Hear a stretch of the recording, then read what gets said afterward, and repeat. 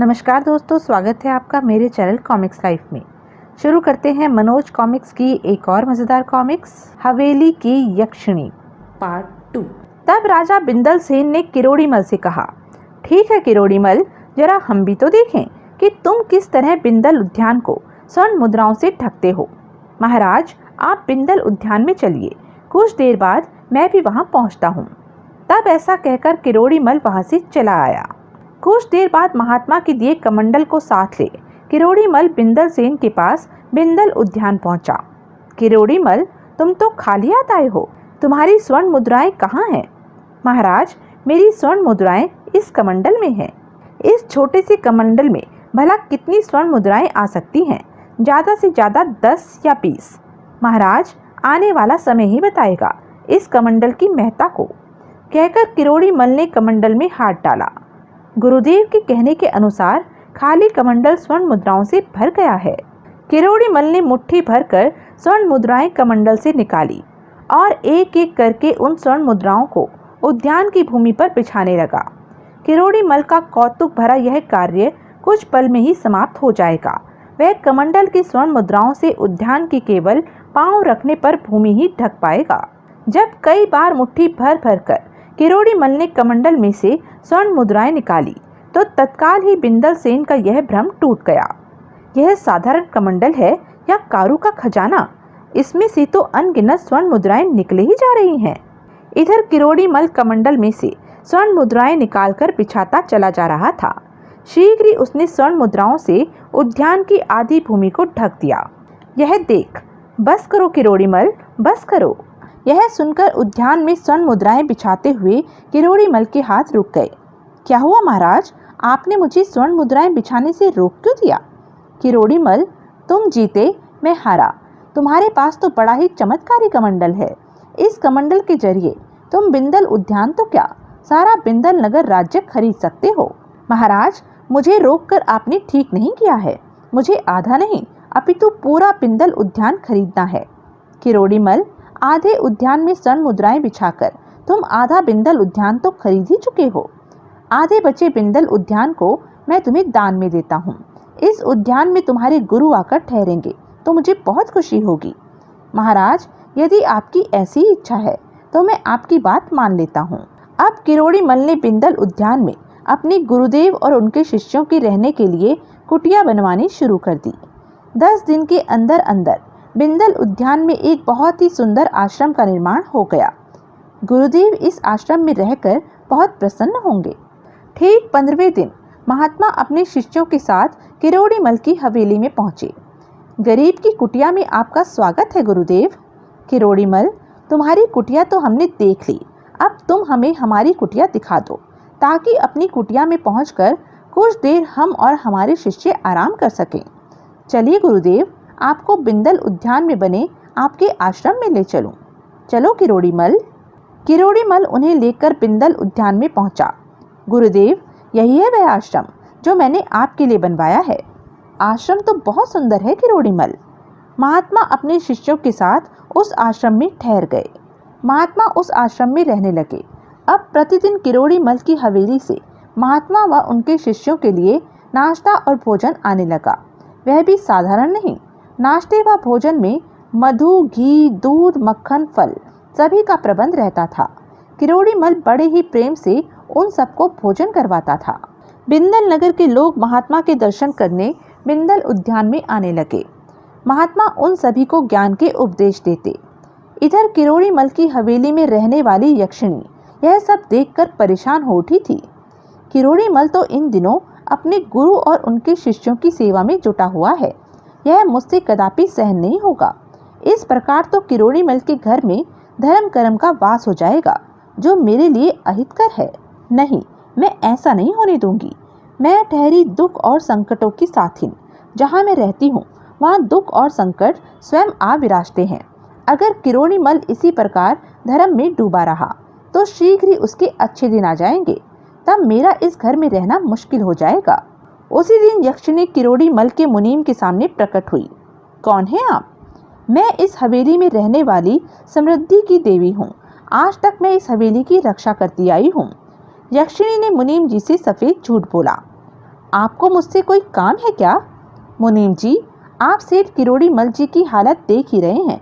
वे अपना सारा धन अपने गुरु और उनके शिष्यों पर लुटा रहे हैं। अगर किरोड़ी मल इसी प्रकार व्यर्थ ही अपना धन लुटाते रहे तो एक दिन ऐसा आएगा जब इस हवेली में रहने वाले आदमियों को अन्न का एक भी दाना नसीब नहीं होगा। तो आप मुझसे क्या चाहती हैं? मुनीम जी, आप सेठ जी से कहें कि वे अपने गुरु पर धन लुटाना बंद कर दें और उनसे कोई संबंध न रखें। आप स्वयं यह बात सेठ जी से क्यों नहीं कहती? मुझे सेठ जी से भय लगता है। उनके प्राण अपने गुरुदेव में बसे हैं। अपने गुरु की निंदा सुनकर सेठ जी ने मुझे हवेली से निकाल दिया तो क्या होगा? तो फिर यह काम मुझसे भी नहीं होगा। सेठ जी से ऐसा कहकर मैं स्वयं उनसे दुश्मनी मोल क्यों लूं? सेठ जी के गुरुदेव के खिलाफ मैं एक भी शब्द बोला तो सेठ जी मेरी जुबान खींच लेंगे और मुझे नौकरी से निकाल देंगे। ओह! यक्षिणी का मुंह निराशा से लटक गया। कुछ सोचकर वह मुनीम से बोली, ठीक है मुनीम जी, तुम इस बारे में सेठ किरोड़ी मल से कुछ भी ना कहना। साथ ही एक बात और याद रखना। कौन सी बात? सेठ को यह पता नहीं चलना चाहिए कि मैं तुमसे मिली थी। यदि सेठ को इस बारे में पता लगा तो मैं तुम्हें बख्शूंगी नहीं। मैं इस विषय में सेठ जी को बताऊंगा ही नहीं, तुम विश्वास रखो। सुनकर यक्षिणी अदृश्य हो गई। धीरे धीरे 4 माह बीत गए। इस बीच कमंडल से प्राप्त स्वर्ण मुद्राओं से किरोड़ी मल ने बिंदल नगर में बहुत भव्य लक्ष्मी नारायण का मंदिर बनवाया। अब वह पहले की तरह दीन दुखियों गरीबों को दान दक्षिणा देने लगा था। साथ ही वह अपने गुरु की सेवा में हर दम लीन रहने लगा था। किरोड़ी मल के बढ़ते सत्कर्म देखकर यक्षिणी के पेट में पुनः मरोड़ उठी। सेठ के सत्कर्म मुझसे अब देखे नहीं जाते, इसका कोई न कोई उपाय तो करना ही होगा। यह सोच वह किरोड़ी मल के पुत्र जवाहर के सामने प्रकट हुई। कौन हो तुम? मैं तुम्हारी हवेली की रक्षा करने वाली देवी हूँ। मुझे आपने क्यों दर्शन दिए हैं? मैं तुम्हारे घर को और बर्बाद होते नहीं देख सकती हूँ, इसलिए तुम्हारे पास आई हूँ। मैं आपकी बात का मतलब नहीं समझा। मेरा घर कैसे बर्बाद हो रहा है? आपको जो कुछ भी कहना है साफ साफ कहिए। जवाहर, अपने पिता की हालत नहीं देख रहे हो क्या? वे सारा धन अपने गुरु और दान पुण्य में लुटा रहे हैं। उन्हें दान पुण्य करने से रोको और उनके गुरु को उनसे दूर करो, नहीं तो इस घर में एक फूटी कौड़ी भी नहीं बचेगी। भला मैं पिताजी को यह सब करने से कैसे रोक सकता हूँ? तुम स्वयं पिताजी के सामने प्रकट होकर यह सब क्यों नहीं कहती हो? मुझे उनसे डर लगता है। तो फिर मेरे सामने से चली जाओ। पिताजी के कामों में टांग अड़ाने वाला मैं कौन होता हूँ? वे अपने धन को चाहे जिस प्रकार खर्च करें। जवाहर की फटकार सुनकर यक्षिणी तुरंत अदृश्य हो गई। अब किरोड़ी मल हर समय भगवत भजन में लीन रहने लगा। उसकी हवेली में साधु सन्यासियों का हर समय अखाड़ा जमा रहने लगा। किरोड़ी मल उनके स्वागत सत्कार पर दिल खोलकर धन लुटाता। ओह, ऐसे धार्मिक वातावरण में तो मेरा दम घुटा सा जा रहा है। अब पानी सिर से ऊपर गुजर चुका है। अब मुझे निश्चय ही कुछ करना होगा। उसी रात को जब किरोड़ी मल सोने के लिए अपनी शैया पर गया तो यक्षिणी उसके सामने प्रकट हुई। अरे, कौन हो तुम? मैं तुम्हारे घर की देवी हूँ सेठ। आज से पहले तो तुम इस हवेली में कभी दिखाई नहीं दी। सेठ, मैं तुम्हारी भलाई के लिए ही प्रकट हुई हूँ। ओह, तो यह बात है। कहो, मेरी क्या भलाई करना चाहती हो? मैं तुम्हें एक नेक व अच्छी सलाह देना चाहती हूँ। वह अच्छी और नेक सलाह कौन सी है?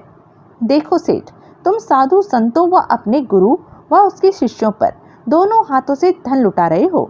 यह ठीक नहीं है। तुम कहना क्या चाहती हो? सेठ, कहना यही है कि अब तक तुमने जो धन लुटा दिया वह तो लुटा ही दिया है। वह धन तो अब लौटकर आएगा नहीं, पर अब भी समय है। चेत जाओ और अपने गुरु व साधु संतों से अलग होकर अपने व्यापार रोजगार में मन लगाओ। इसी में तुम्हारी भलाई है। तो तुम मुझे यही अच्छी सलाह देने आई हो? हाँ सेठ, मैं तुम्हारे घर की देवी हूँ। मैं तो तुम्हारे भले की ही बात कहूँगी। सुनो, तुम कोई देवी न होकर मुझे तो कोई राक्षसी प्रतीत हो रही हो, जो मुझे नेक कार्यों से विमुख करना चाह रही हो। तुम इसी समय मेरे घर से निकल जाओ, वरना मैं किसी ओझा या तांत्रिक को बुलाकर तुम्हें इस घर से बाहर करा दूंगा। किरोड़ी मल की कठोर मुख मुद्रा देखकर वह उसके सामने गिड़गिड़ा उठी। नहीं सेठ, ऐसा अनर्थ न करना। मैं स्वयं ही तुम्हारी हवेली से चली जाती हूँ।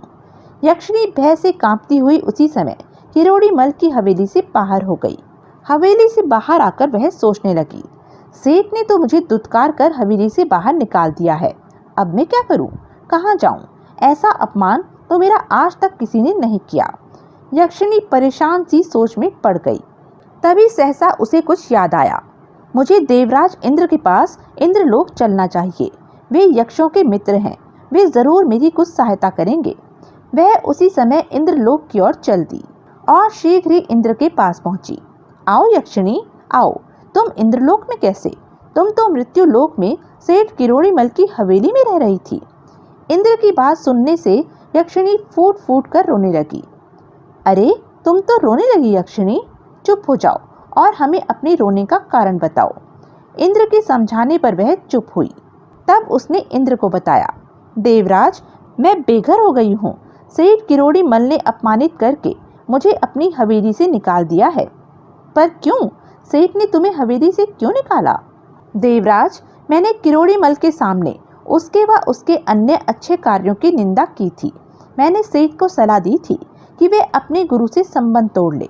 बस इसी बात से रुष्ट होकर सेठ ने मुझे अपनी हवेली से निकल जाने का हुक्म दे दिया। यक्षिणी, ऐसा करके तुमने बहुत भारी भूल कर डाली है। तुम्हें ऐसा नहीं करना चाहिए था।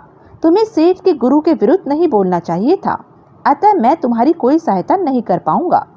लेकिन देवराज, मैं तो तुम्हारे पास बड़ी आशा लेकर आई थी, कहकर यक्षिणी पुनः रोने लगी। तब इंद्र ने उससे कहा, अच्छा यक्षिणी, तुम यह बताओ कि आखिर तुम चाहती क्या हो? मैं हर हालत में सेठ किरोड़ी मल की हवेली में पुनर्वास करना चाहती हूँ। देखो, इसका एक ही उपाय है, तुम कहो तो बताऊं? बताइए इंद्र, आप जो कहेंगे मैं वही करूंगी। देखो, मैं इस बात को जानता हूँ कि तुमने ही सेठ किरोड़ी मल की पत्नी ललिता को मारा था। वह उसके धन से भरे जहाज को समुद्र में डुबोया था। तुम्हारे कारण ही किरोड़ी मल के कर्जदारों ने उसे उसका धन वापस करने से मना कर दिया था। तुम्हारे प्रभाव के कारण ही सेठ किरोड़ी मल धनवान से दिवालिया हुआ, तब जाकर तुम्हें चैन आया। तुम्हारे प्रभाव के कारण ही उसने गरीबों को दान देना बंद कर दिया। अब जबकि वह अपने सत्कर्मों के कारण पुनः धनवान बनने की ओर अग्रसर हो रहा है, तो तुम्हारे दिल में हुक सी उठ रही है। तुम्हें अब यह सब बुराइयां छोड़कर सेठ किरोड़ी मल की सहायता करनी होगी यक्षिणी। वो कैसे देवराज? देखो, तुम्हें अपने साथ कुछ यक्षों को लठैत बनाकर और स्वयं किरोड़ी मल के मुनीम का रूप धरकर किरोड़ी मल के कर्जदारों के पास जाना होगा। उन्हें डरा धमका कर बल प्रयोग करके जैसे भी हो उनसे सेठ किरोड़ी मल का धन वसूलना होगा। ठीक है, मैं ऐसा ही करूंगी देवराज। इसी प्रकार किरोड़ी मल का जो धन तुमने समुद्र में डुबोया था, उसे अपने बल के द्वारा समुद्र में से निकालकर सेठ के खाली खजाने में भरना होगा। तुम एक यक्षिणी हो, इसलिए यह सब कार्य तुम बड़ी आसानी के साथ कर सकती हो। अवश्य देवराज, मैं यह भी करूंगी। ठीक है, अब अंत में मेरा एक निर्देश और सुनो। काली नदी के तट पर एक बरगद का पेड़ है। उस पेड़ की जड़ में अकूत खजाना दबा पड़ा है। उस खजाने को वहां से निकालकर तुम्हें सेठ के खजाने में भरना होगा। देवराज, मैं यह कार्य भी पूरा कर दूंगी। तब ठीक है, जब तुम यह सब कार्य पूरे कर लोगी तो सेठ किरोड़ी मल सहर्ष तुम्हें माफ कर देगा और तब तुम्हें अपनी हवेली में रहने की आज्ञा भी दे देगा। यक्षिणी ने उसी समय कुछ यक्षों को इकट्ठा किया। तुम सबको मेरी सहायता करनी होगी। तब यक्षों ने लठैतों का रूप धरा और यक्षिणी ने मुनीम का। तत्पश्चात वे किरोड़ी मल के एक कर्जदार के पास पहुंचे। निरंजन, सीधी तरह सेठ किरोड़ी मल का कर्जा इसी समय चुका दो, वरना हमारे लठैत एक ही बार में तुम्हारी गर्दन तोड़ देंगे। इस बार तो मुनीम लठैतों को लेकर आया है, अब तो सेठ का कर्जा चुकाना ही पड़ेगा। निरंजन ने उसी समय मुनीम बनी यक्षिणी को किरोड़ी मल का कर्जा दिया। इस प्रकार हेकड़ी व भय दिखाकर यक्षिणी ने किरोड़ी मल के सभी कर्जदारों से कर्जा वसूल कर लिया।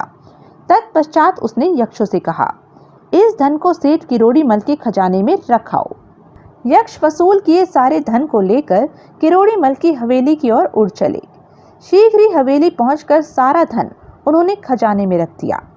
तत्पश्चात वे उड़कर पुनः यक्षिणी के पास पहुंचे।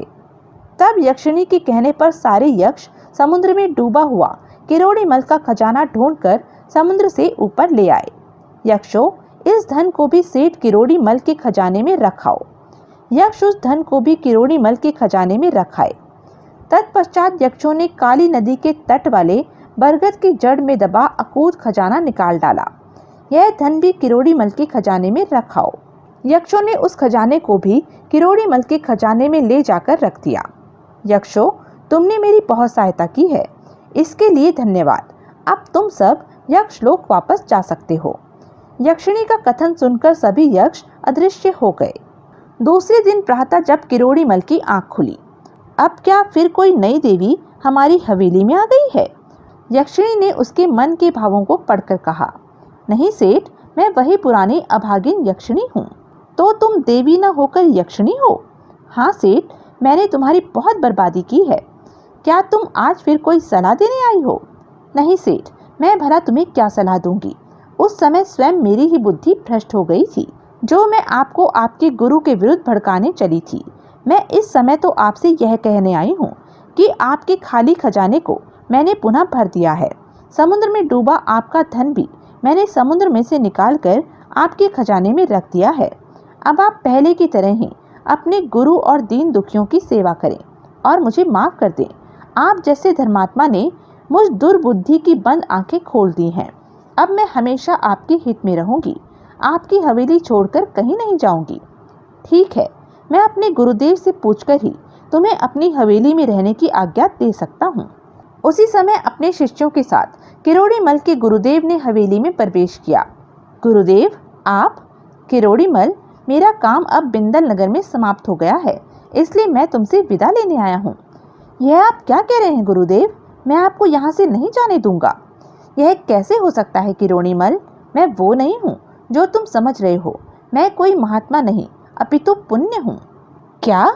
हाँ सेठ, तुम पुण्य आत्मा थे, हमेशा पुण्य के कामों में लगे रहते थे।